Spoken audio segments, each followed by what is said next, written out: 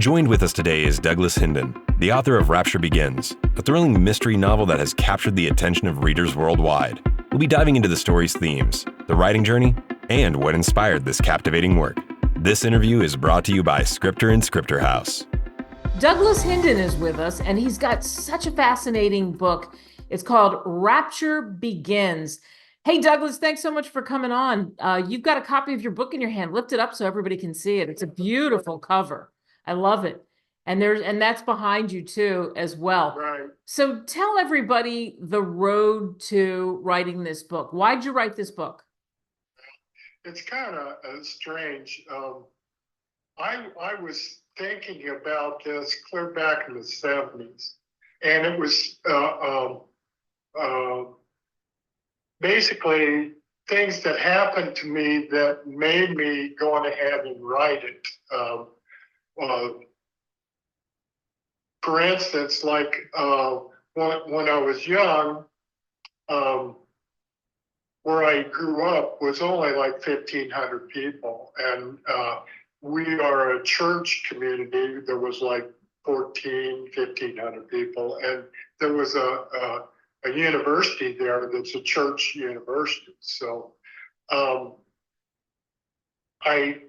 when I grew up, I had all these aunts and uncles there, and so I could see all this stuff because back then there wasn't any interstate there. And so the people that were coming in, that was the main road. And so we had vagabonds, we had people that were just in and out and stuff like that. So, and I saw at my grandmother's house, there was a telephone pole about the size, it was a big one. And there was an X that was painted on the thing, white. And I couldn't understand what it was. And my grandmother never told me, but somebody else told me that was the way that people that came through that town, if they needed food or whatever, they could come, they would see those X's, they'd go to the back doors and they would be fed. And so my grandmother was one of them, you know. So that was just part of it. Then I went through school and went to college and stuff, and I got married, and my wife at the time, she had an IQ of like 160, and so she was going through college in 3 years, and we couldn't find what she needed there, so we moved into Missouri, and there's a big school there, a university. And so we went and decided we were going to buy a house. But we didn't want to do it in that community because it was too much money for us. So we went about 15 miles out, and it was a community that had at one time had like 2,500 people. Because there's a river that goes through there. It was the Nottoway River. And we found this house that was a 2-story house and bought it. And then we found out that was an old rest home. And there was all this, and I can't really, there was all these spirits there. But nobody, I mean, it wasn't mean spirits. It was just, and we felt real comfortable there. And then my parents, I was talking to them, and the house that I lived in most of my life was an old funeral home, but they never told us until we were like in their teens and stuff, you know.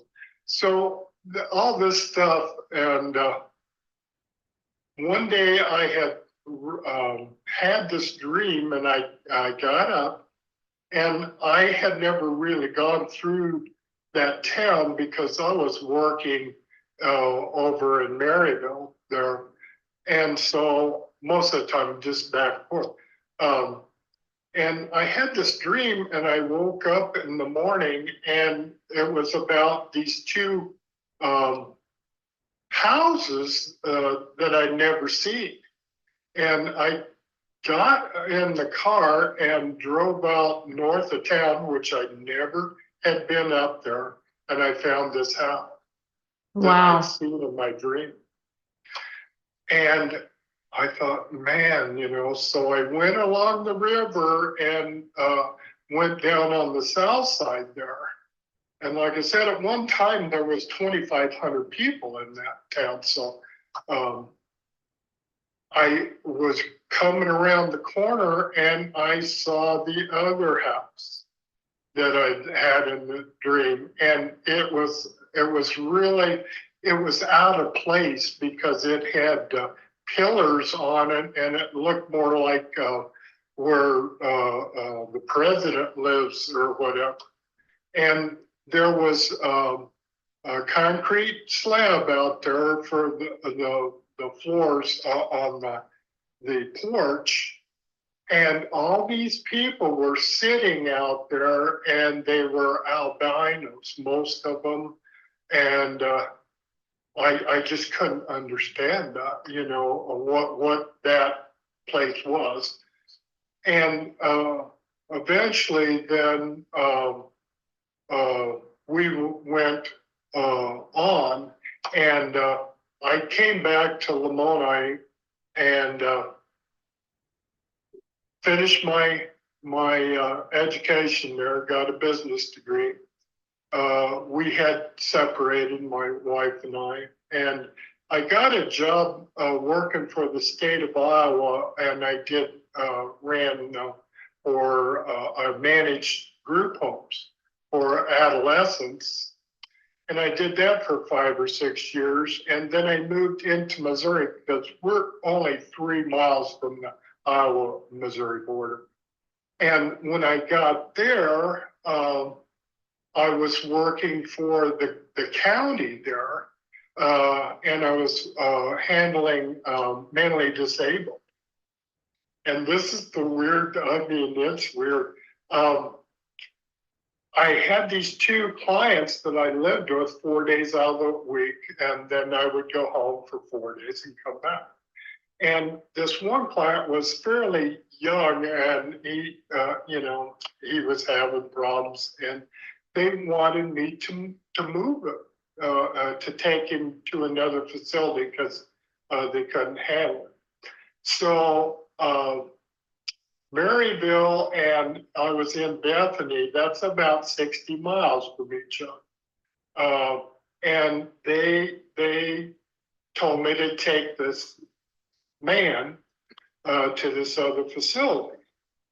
And it came back when I got to Maryville, I went on, and it came out to this town that I had been living in. Wow. And when I took him there, it was that building, the house and it was a mentally disabled house.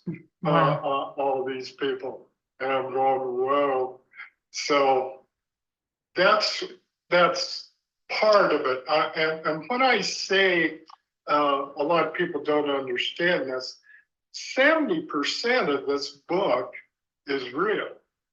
The people are real. The places are real. But there was embellishment from there. But it just, what really made me start the book was I was thinking about the rapture, and I realized that it was going on all around us, and people couldn't understand it, even the professionals.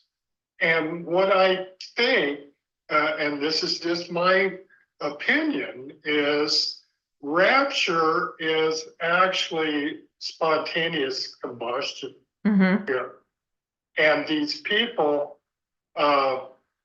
that when God raptures them, he takes their souls out of the top of their head. So when they find all these people that had burned up and stuff, most of them, it's from their knees on down, they're still there.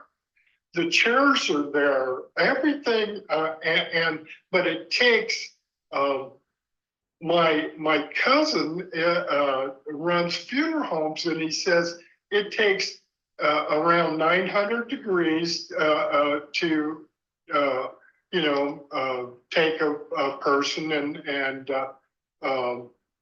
run them through, and it takes 4 hours, 3 to 4 hours. Well, the rapture it only should be, I figured 2 or 3 seconds, maybe not even that. It's boom and it's gone, and that's why everything's still there. So when I got it started with the book, I had thought about this. I never wrote anything down until I wrote the book. I didn't have anything set up, and I was writing as I went, and it just kind of went, and I made the characters up as we went, and like I said, 70% of the characters were in my life as a child and stuff. So when people read the book, Douglas, what do you hope they take away? We're speaking with Douglas Hynden, and Rapture Rises is the book. It's on Amazon, Barnes & Noble. What do you hope people take from reading Rapture Rises? What I would like to see, there's all kinds of, there's humor in there, okay? There's about the olden days, from the 50s, the 60s, the 70s, clear up to 80s, there is romance there. There is death and destruction and heartache, everything's there. But what I would really like to see is people, and we're seeing it now. You go on YouTube, all these outlets, and everybody, even ex-presidents, are talking about the rapture now. And so I guess what I would say is everybody has their own ideas about rapture and stuff. So I just think that people need to be aware, right now. And I think we are, I've never seen, there has been no time in my life that everything is so messed up, every place that you turn, and evil's all the way around. I mean, you can see it, and people are all fighting it and stuff, So that's what I would like to see, that everybody keep your eyes open, is what I said. Keep your eyes open. Will you write a follow-up to Rapture Rises, and hold the book up so everybody can see it again? It's Rapture Begins. Rapture Begins. I mean, will you hold it? Yeah. Will you do another one? Probably not in there unless I get to a point where somebody asks for it. I've got 4 other books in my head, and my thing is I am dyslexic, and I cannot stay on things very long. I mean, I've done everything under the sun, so I don't watch TV very much. I don't, when I'm driving, no music or anything. It's all in my head. So I make these stories up as I'm going, so, and then I refine them through the years. So, and that's what led to this book. And as you said, it's interesting. Rapture rises, but the name of the book again is Rapture Begins. And as you're saying, you're seeing it around, and there's lots of conversation, and there's a lot of television shows. There's a lot of that take some liberties, but there's a lot of television shows, yes. movies. There's more conversation about it probably than ever in your lifetime, right? Yes. And all this stuff about, angels and stuff, and they're seeing them, in Israel and all over the world, but on the other hand, there's a lot of demons and stuff out there that are, and so I think we're getting down to the end of times, and nobody knows. Everybody says, well, rapture's this way or that way or whatever. Even with the Bible's made up so people can make their own decisions. It's just not one way, and so it's going to be interesting. But I feel like this is a time in our lives that's real important.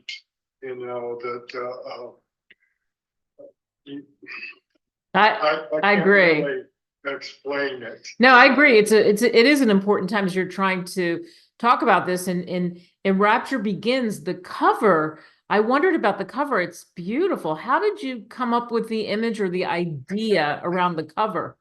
Well, I designed that myself. The two people that are on the book is the black lady that was the mentor for David, that's playing with the dog. The dog is actually not a dog, and so in the book it'll explain it and stuff, but she actually guides David through his life and stuff, and actually he meets her when she comes to get food from his grandmother. So, and it goes from there. I mean, from when he was 12 to 13, clear up when he's in his 30s. Wow. Yeah. Right. So we don't want to tell everyone all the goodies in the book, but it's a novel. I mean, you take us through a process so everybody knows. Right. And I don't know. I just,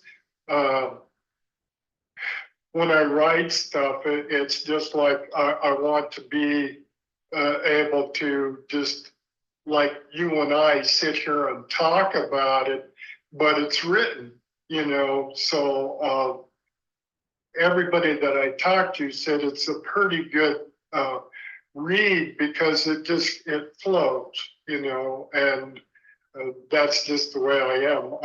I will tell anybody anything about myself, and sometimes I get into trouble, but